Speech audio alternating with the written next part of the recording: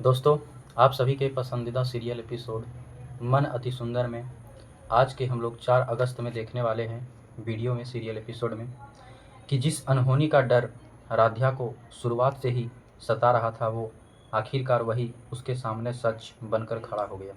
उसे बार बार महसूस हो रहा था कि मित्तल हाउस और प्रॉपर्टी के असली कागजों की यह लड़ाई सिर्फ अदालत या दस्तावेज तक सीमित नहीं रहेगी, बल्कि किसी की जिंदगी भी दांव पर लग सकती है।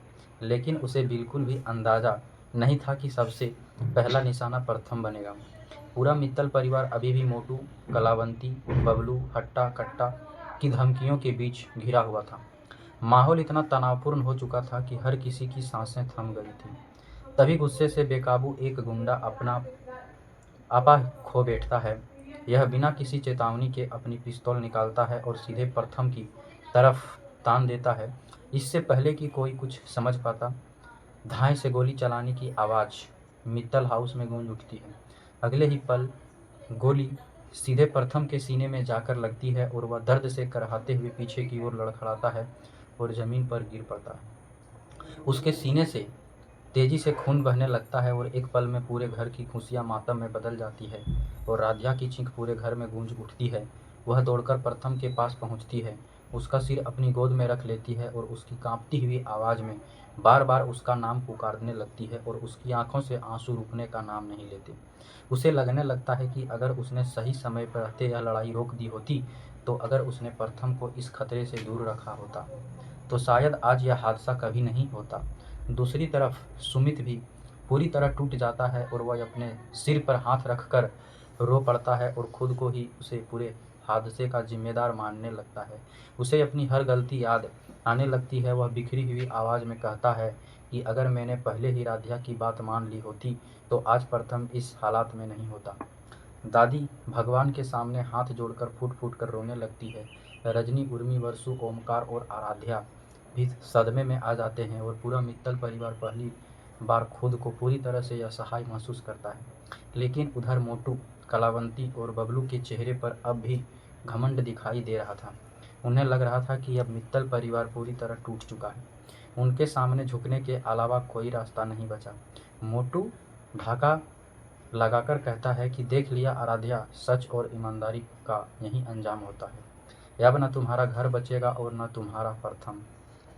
इतना सुनकर भी राधिया इस बार टूटती नहीं है। वह अपने आंसू पोंछती है और गहरी सांस लेती है और खुद को संभालती है और उसे समझ आ जाता है कि अगर उस समय उसने हिम्मत हार दी तो प्रथम की कुर्बानी भी बेकार चली जाएगी। वह बिना किसी को शक होने दिए वसु को हल्का सा इशारा करती है और वसु तुरंत पीछे के रास्ते से निकल जाता है और दूसरी ओर ओमकार और सुमित मिलकर प्रथम के घाव से बहते खून को रोकने की कोशिश करने लगते हैं और उर्मी और रजनी फर्स्ट एड बॉक्स लेकर दौड़ती है, जबकि दादी लगातार भगवान से अपने पोते की जान बचाने की प्रार्थना करती रहती है। इसी बीच राधिया चुपचाप अपने मोबाइल से पहले से सुरक्षित किए गए सभी सबूत, वीडियो रिकॉर्डिंग और प्रॉपर्टी के असली दस्तावेजों की डिजिटल कॉपी इंस्पेक्टर ज्वाला और अपने वकील को भेज देती है। तब उसे पता था कि अब यह लड़ाई सिर्फ संपत्ति की नहीं रही बल्कि जानलेवा हमले का मामला बन चुकी है। इधर हट्टा और कट्टा भी पहली बार घबराने लगता है और उन्हें एहसास हो जाता है कि गोली चलने के बाद अब कानून उनसे बचने वाला नहीं है। अगर पुलिस यहाँ पहुँच गई तो सबसे पहले हथकड़ी उनके हाथों में ही पड़ेगी।